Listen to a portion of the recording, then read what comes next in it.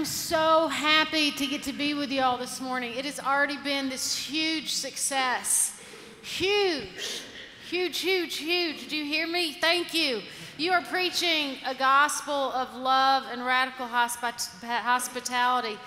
I'm part of a community called Thistle Farms located in Nashville, Tennessee. We started about 20 years ago working with women who are survivors of trafficking, addiction, and prostitution. We began to have sister communities around the country and global partners. We have about 45 to 50 sister communities now. We just flew in from Seattle last night where we opened up a brand new sister community that's going to welcome in 5 new women right off the streets into a beautiful sanctuary and home.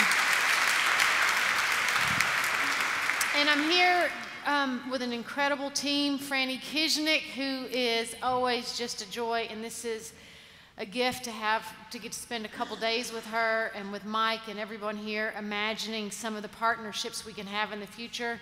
I'm traveling with Kristen, who is a graduate of the program, who is downstairs selling the heck out of products. It's amazing. And she is also the one that organized this entire journey. She's my executive assistant. And Ty, who is also a graduate of the program, she began as a candle maker at Thistle Farms and now has moved into quality control and has a whole team of candle makers because now we are in all the Whole Foods stores across the country. I know, so much good news to share. It's been really, really good. It's been good. But, you know, there's a lot of stuff still happening in the world all around us, and I find myself going back and forth between these really hopeful, nugget, good stories and then just being mad. It can happen for me as easily as I'm in a circle of women and we're praying and giving thanks, and then by accident I swipe left on my phone and I get the news feed, and it's gone like that. So I was thinking that my Lenten discipline this year would really be about what it is we say at the end of every service almost with a blessing. May the peace of God which passes understanding be with us. And I think, how in God's name are we supposed to use our finite and feeble minds to understand a peace that passes our understanding? How are we supposed to get there? There's a clue for me in the story that I carry, which is that my dad was killed by a drunk driver. He was an Episcopal priest when I was 5, and he was like a really old school priest. He died 1968, believing that the end of the church would be, if women were ever, ever, ever allowed to be acolytes. Acolytes! Y'all are getting ready to laugh, and I was going to say priest, right? So you can imagine what a beautiful gift it was when I got ordained and my mom presented me with my dad's 1928 prayer book as this beautiful and reconciling gift. And I had never heard my dad preach. I don't have any of his writings. And out of the prayer book slipped this little piece of paper that said, "In the shadow of his cross, may your soul find rest." Like this message from God, from my father, too. In the shadow of the cross, may your soul find rest. In other words, maybe this peace that passes understanding isn't some kind of mountaintop experience. It's in the valley. It's in the shadow of the cross. It's in the wilderness, so we begin there. And our readings for the whole of Lent have, in my mind, been pretty violent. It began in Mark, and it said the Spirit drove Jesus to the wilderness where he is going to suffer, where he is going to wrestle with the wild beasts. And not emerge victorious, but emerge with a heart that is compassionate and ready to do the ministry. But there is a message of peace in it that is beautiful, because also with those wild beasts there were angels. And the reminder that we are not abandoned in our wildernesses that we find ourselves in, so we can be peaceful pilgrims. We can go through this world and the hard times remembering we are never abandoned. And then the next week we get the next reading from Mark, which is, get behind me, Satan. Pick up your cross, follow me. It's like, whoa, whoa, whoa, Jesus. We're just listening. We're not getting that involved.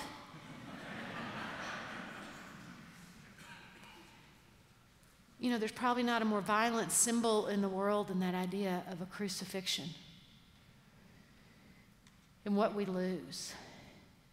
But you see in that gospel that it's really the calling, and it's not so much what the disciples are willing to die for, it's what they're willing to live for. And so it's not a ball and chain, it's this falling in love and this giving of freedom. We can live into our ideals. We can find our voice. We can know what it is we want our lives to be about, so we can be peaceful warriors as we're in the wilderness. I've seen it over and over with women I have served for more than 20 years. None of them I have ever met have not been raped and abused and beaten in those wilderness. And to find courage and peace to speak their truth and to help heal a world and to keep going out to do that work has been amazing. And then we get to this gospel today. We've switched gospels, and now we're in John. And it's nothing like turning over the tables in the church to get everybody's attention, right? And I just want to really, really clarify that this has nothing to do with us selling Thistle Farms products in the church. That's not what this is about. Do not be confused. It's very similar to Ash Wednesday when they say, don't put ashes on your head, and we walk up and we put ashes on our head as a symbol of faith. It's the same kind of thing. It's different, but so don't be confused. What this is about is turning over the tables, right? Turning it up, mixing it up. Let's become peaceful entrepreneurs. Let's be creative. Let's overturn the old status quo and the stale ritual and find justice and meaning in what we're doing. Let's find a way to engage the world again with our worship. Let justice be our worship. So it was that Franny, about a year and a half ago, sent me an amazing video, 4.1, no, it was IMU video. And it was about the women who were in a refugee camp in Greece from Syria, all survivors of a genocide where they start chemical weaponing their children. They come over on these boats with these life vests, and it just looked horrific. And I was walking in the woods thinking about that video and thinking about the mantra of the Episcopal Church. The Episcopal Church welcomes you. You guys, I said this the last time I got to be with you, is that you are a beacon of light and hope in this world. What Pasadena and All Saints Church stands for, you are welcoming, and you have done such amazing work over the years. And I was thinking that it'd be really amazing to start shredding those life vests they crossed the sea in the blankets and anything else they had, and start weaving them into welcome mats that we could don on our altars. Got out to the refugee camp, and it was really daunting, by the way. People crammed into a too little space and waiting in line for everything. Moms just shielding their babies with a thin cloth. Thick dust in an abandoned camp. Waiting in endless lines for water, for the bathroom, for a towel, for a hammer to hang maybe something up in your container. And we said, let's start this welcome project and hire 9 women weavers. And they could start weaving this, and they could do some amazing work. And people were saying, absolutely not. You cannot hire refugees. You cannot pay refugees. And we're like, I bet you can. Let's go and see if we can do this weaving and become community and overturn these tables in these crazy, oppressive injustice thoughts. So we get there. Franny was there. Abby was there. We were all together in a community, and we sat down with the women, and we were like, do you want to weave? And they're like, yes. And they began to talk about what it could mean for them and their community if they could start having an income. So they could make some choices about what their children wore, how to get to important meetings, how to bring buses into the camps so people could get groceries. It was beautiful. We're like, this is a great idea. This is really going to go well. And so it was about the 5th day, you know, where you've been breathing in what all I can feel like is the air of evaporated tears that feels so heavy. And I'm like, oh my gosh, we're getting ready to make these mats. How are we going to sell them? I know hundreds and hundreds of priests. I've been doing this work a very, very long time. And the person from that old abandoned dusty military camp that I texted that day was you, Mike Kinman.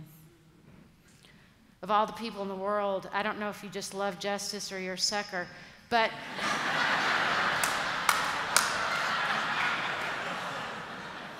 I knew I could call you, and I knew even before I made that text that the answer was yes. And so the way he remembers it, and I will say that I was exhausted, so I don't remember it well, but that he said, the only thing he wrote back was how much. And I said 100. I said 150, and you said, what about 250? Oh, I should have said, what about 5? What about 5, Mike? I'm teasing. This is probably a bad time to ask. So what I want to say, though, was that it's community that reminds us we can overturn tables and look at injustice and come together and think about how we can do it differently and expose it. So when I say I am grateful and y'all are preaching love and you are a beacon, I really mean it. Keep searching for a peace that passes understanding in your wilderness. Keep going back into that space where you are challenged and changed so you can love the world better. Keep remembering that the distance from the wilderness to Jerusalem is not that far. That space between this beautiful grounding in the shadow of the cross and this chaos and numbness and cynicism that wants to creep in may be just a breath away. We are here together to be peaceful pilgrims, to be peaceful warriors, to be peaceful entrepreneurs, so we can love the world well.